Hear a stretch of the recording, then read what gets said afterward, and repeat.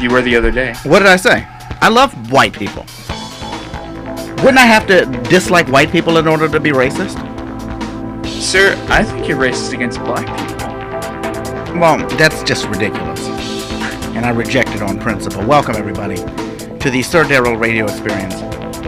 I gotta say something here. Right before I went on air, MCS, I got the munchies, and I know that I shouldn't have done this because I really made a commitment that I was going to eat very healthy this week.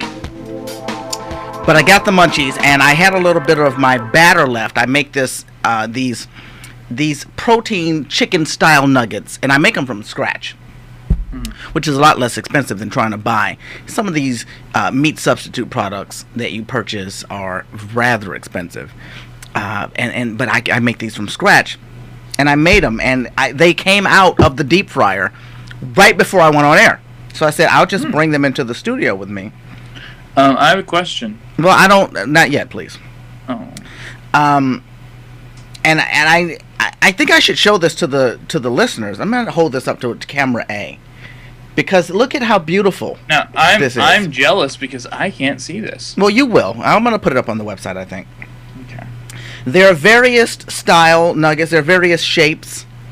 They're not as dark as I would want them to be, which means that I rushed them out of the deep fryer because I was about to go on air, and I realized you can't let them stay in the deep fryer. My mouth is salivating as I'm talking about this because I want to eat these things. But you can't let them stay in the deep fryer because then they'll burn.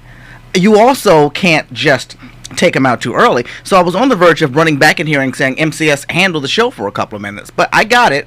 I got them out just in time. Mm-hmm. And I'll taste this thing in front of the audience as they will wish that they had some. And I do realize that it's rude to eat while you're on air. I know that. Oh, of course. And I apologize in advance if I seem to be rude. I'm now dipping it in my barbecue sauce. And I'm using Sweet Baby Ray's barbecue sauce. Do you know anything about Sweet Baby Ray's? I do know about Sweet Baby Ray's. As a white person, how did you come into the knowledge of Sweet Baby Ray's? A black person. A black person shared this with you? Yes, they did. Okay, well that makes sense then. I'm going to take a bite of my protein nugget. Good Lord. This is so amazing. This is mouth-watering. It's scrumptious. It's delicious. And everybody who's listening should have some. If you had to slaughter your own food, would you become a vegetarian or would you get over that? No. I would get over it. Okay. But if the animal was like a cat or a dog, like we were talking about yesterday, you wouldn't be able to eat that. Even if you had no emotional attachment to the cat or the dog, you couldn't eat it? Yeah. That's just not, in my mind, conditioned in my mind, a household cat or a household dog is an pet animal, not an animal for consumption. Right, but what if you're really hungry, though? Really hungry. You haven't eaten all day long. And you come home and your neighbor is roasting up a German Shepherd, and they have it on that thing like a pig roast, and it's just going around and around, and the fire is coming up. And they're like, MCS, this is amazing. It's not a gamey taste. It's a very sweet-like taste.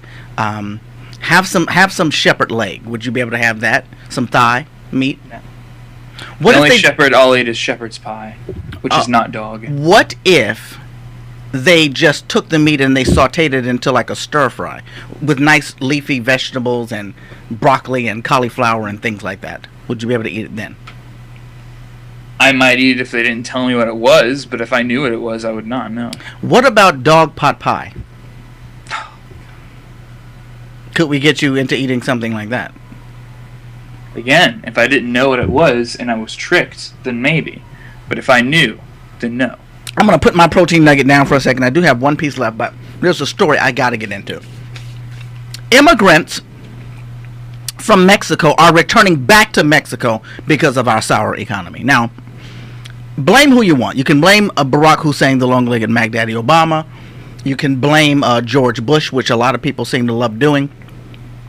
You can blame Congress. You can blame whoever you want. But who would have thought that we would have reached a time in our history where we can't even depend on Mexicans to do work? Oh, God. What in the hell is happening with our economy? That enough might be enough to get Barack Obama out of office. Hold on, though. You're twisting it. They're leaving because they can't find work, not because they're refusing to do work. I didn't say that they were. I'm saying that there's no work here. The economy is so bad that they got to get out of here. We can't even depend on Mexican people to do work. Not meaning they won't do it, but meaning our economy is not even allowing the illegal trade to go on. I will say this: we have several places in and around the city where you will often see Hispanics gather together, hoping that someone will come pick them up for some day labor.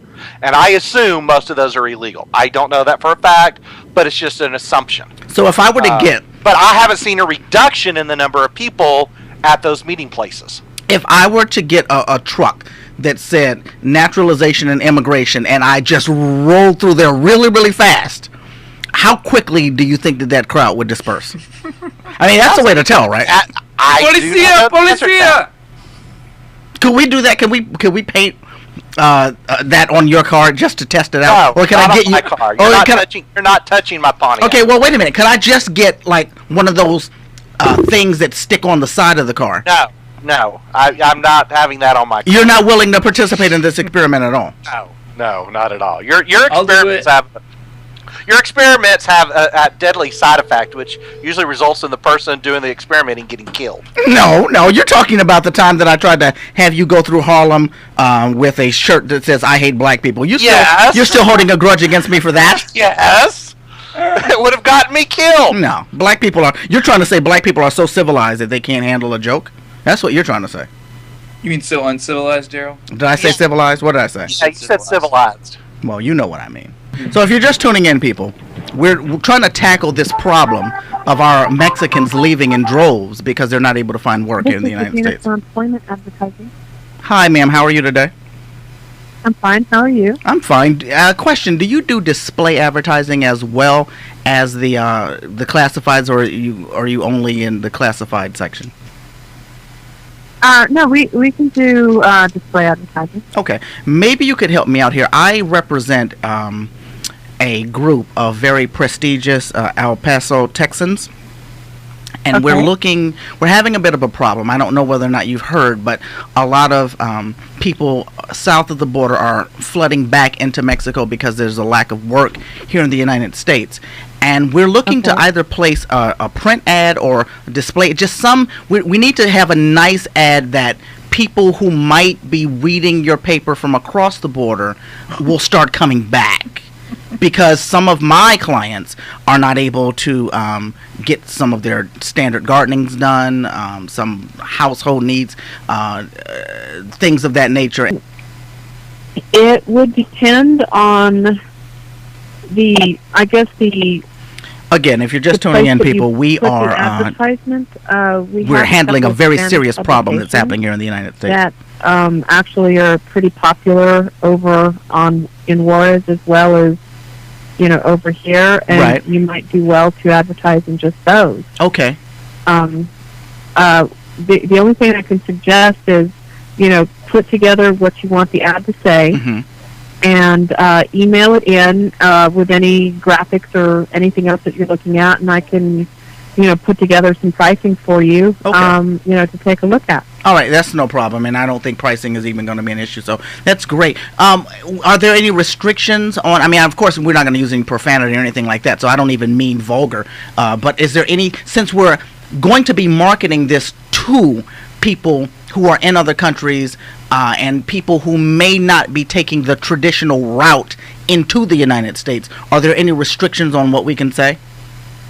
I'm really not sure. All of our ads, get reviewed anyway. Okay. The only thing that I can say is that if you send in, your initial ad text, I can take it past the management here. Okay. And if there's something in there, they can make a suggestion on what you might have to change. Okay. If anything. If anything. All right. I know that I saw once but this was in a Mexican paper. It wasn't in the United States paper. That someone had published like a map, which was like the best suggested route from point A to point B from that city to El Paso. Do you think that they would allow me to put something like that in? I'm really not sure at all. Okay.